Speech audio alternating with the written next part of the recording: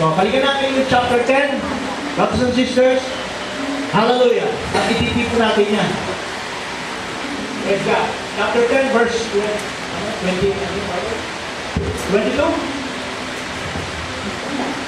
And Moses stretched forth his hand toward heaven, and there was a thick darkness in all the land of Egypt. Verse 23. And Moses, 23. They saw not one another, neither rose any from his place for 3 days. But all the children of Israel had light in their dwelling. Ano ang significance nito, mga kapatid? Bakit pinasulat ng Diyos na yun sa panahon na yun ay mangyari? Meron kasing significance yan sa atin. Hallelujah. Ano yung nagaganap sa buong mundo? The word is in Egypt. Agree kayo na ang mundo natin ay Egypt. Right? And then who is this Israelites that has light in their dwelling? Yan po ang mga believers ngayon. Anong klaseng believers? Kung meron kayong liwanag, hindi kandila yan, hindi liwanag ng fluorescent. Yan ay light of the word. And that is the message of the hour. Hindi lang ito message sa panahonan. Ito po ay tinawag na message which is present to. Ibig sabihin ng liwanag nito ay present truth. Sagad na binigay ng Diyos na mensahe para sa kanyang mga anak sa loob ng dwelling place. Sino yung dwelling place? Hallelujah! Sino yung naroon? Ito yung family of God. Pamilya po ito, mga kapatid. Hallelujah! Kaya nga, sabi doon kanina sa daily sacrifice, compulsory. Hindi po ito kung gusto lang. Kung gusto natin maligtas, kailangan gawin po natin. Kinakailangan. It is a must. Kahit sa panahon ni Noah, lumiko tayo ng konti. Gusto ng mga tao iligtas ng Diyos sila, at provision ng Diyos, pinagawa ng Diyos si Noah ng barko. At naghirap si Noah at ang kanyang pamilya na gawin yun. Kalyo, alam nyo, kalyo na kamay ni Noah. Kamay ni Noah, mga daliri nila, halos ang lalaki. Biruin mo naman, ang laki ng barko pinagawa. Wala namang high-tech ng panahon na yan, wala naman. Pero tiniis nila yung hirap kasi yun ang provision ng Diyos. Ang panawagan ng Diyos sa lahat ng tao sa panahon na yun, pumasok lang kayo sa Adarko, sa Adarko. Simple message, within 120 years, nang matapos na ang barko, si Noah ay nangangaral sa labas, ang mensahe lang, pumasok kayo sa dagat dahil ang Diyos magpaparusa. Anong ginawa ng tao? Hindi nakinig. Hallelujah! So what will happen? Dumating ang salot, dumating ang parusa, umulan. Within 40 days and 40 nights, lahat ng tubig sa paligid ng mundo ng earth, ipinasok sa loob. At yung tubig sa ilalim ng lupa, lumabas din. Nagbisto lang dagat na yun. Yan ang palatandaan ng kami talaga ng parusa at Diyos ng Pilipinas. Hallelujah! Hindi nakinig ang tao. Ang provision ng Diyos ay ako. Hallelujah! Ang naligtas lang, pamilya ni Noe. 8 souls were saved after the flood. After Noe, sino? Si Abraham. Si Lot. Hallelujah! Sa panahon ng ginulang ng Diyos ang Sodom and Gomorrah, ano sabi ng Panginoon? Liligtas ko kung merong 50 na righteous. Nagbilang. Walang 50. Walang 40. Walang 30. Walang 20. Sabi lang, kung meron ng 10, gugunawin mo? Hindi. Hindi lang ulit. 20, 25, 20, 15. Wala pa rin 15. 10. Umabot ba ng 10? Wala rin. Nagpadala ang Diyos ng 2 anghel para paalalahanan si Lot at tuloy palabas ng Sodom. Hallelujah! Ano nangyari? Naginig si Lot sa mga anghel. And the type ng panahon ni En, ang type ng panahon ni Lot ay type ng tribulation. 2 angels ay type ng 2 prophets. salvation kay Lot and his family ay kahit ng foolish virgins. Okay?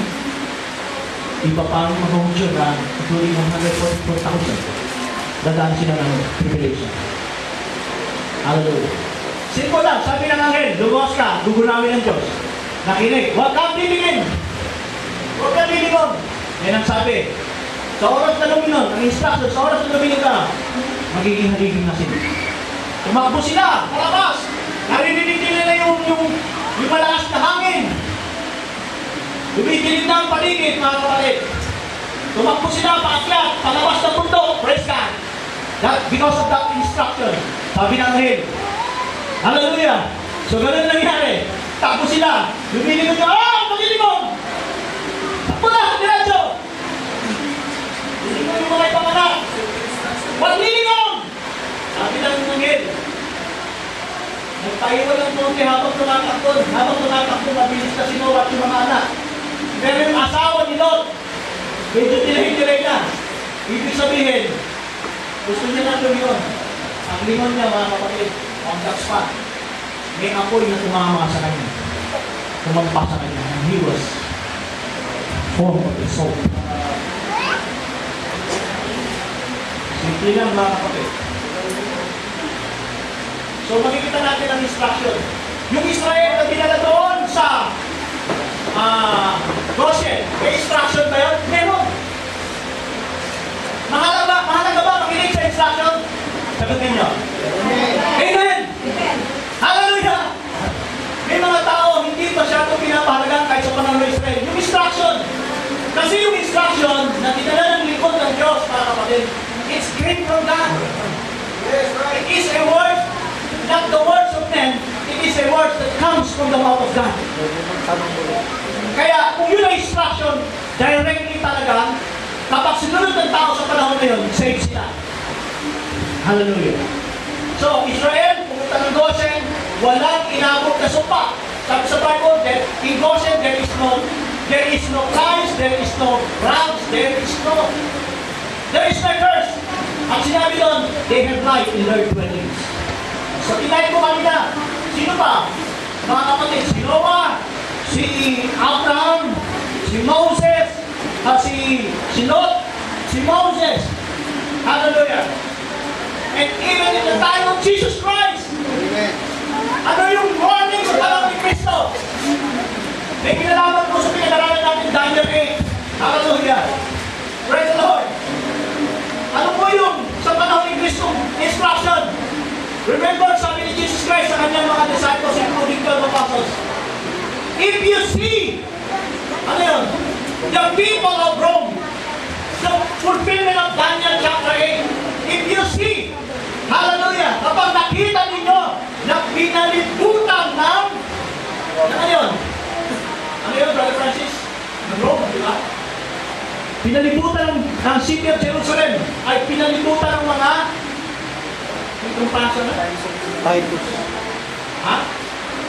Sino yung mga pamilyar doon sa sinasabi ko? Hindi ko maalala yung verse eh. Matthew 24. Matthew 24 yan, ha? Verse na yun. Compassion. Type ko ng compass. Compass. Compass ba? Compass? Okay. Type mo Sister Rijay. Mahalaga po ang instruction na kapatid. Hindi ko maubos to. I think, series nito mga kapatid. Compass. Compass. Ang dinidinan ko dito mga kapatid sa sinishare ko ngayon, mahalaga po ang instruction. Dahil may salot na ibinaba ang Diyos. Pero bago siya nagbaba ng salot, may instruction. Ang Diyos hindi nagbaba ng salot na walang instruction. Matthew chapter 23, verse, tignan ninyo sa Tagalog kung Tagalog lang yung Bible. Who are the scribes and Pharisees, hypocrites? For ye compass and seal the land, make proselyte. Hindi yan. Yung pinapalibutan ng Israel, I think Matthew 24 yan eh. Ha? Compassed by the armies. Armies. Matthew 24, the armies. Hallelujah. 24.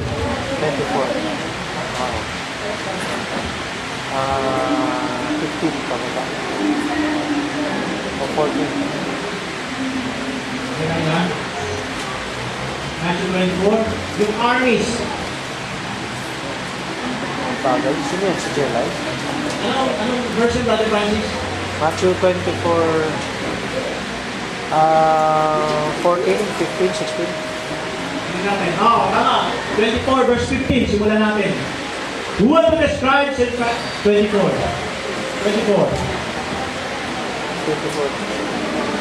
Ganda na. Matthew 24 verse 15.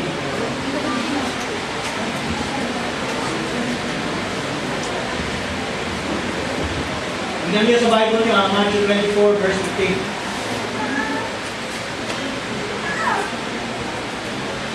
When you therefore shall see the abomination of desolation spoken of Daniel, ito yung text natin.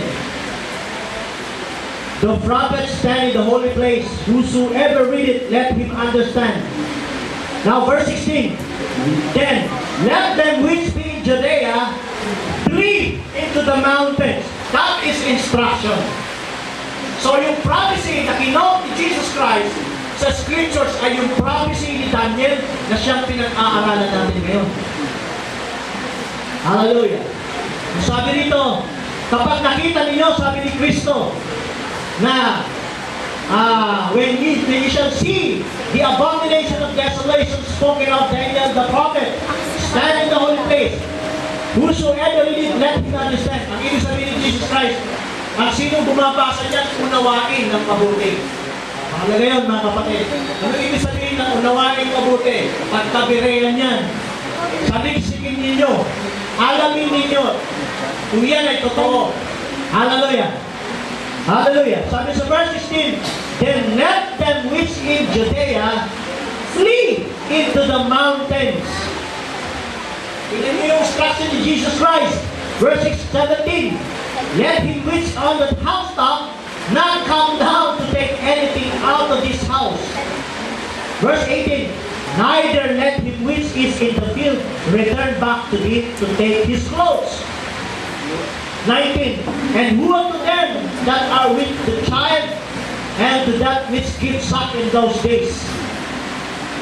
Hallelujah. Now verse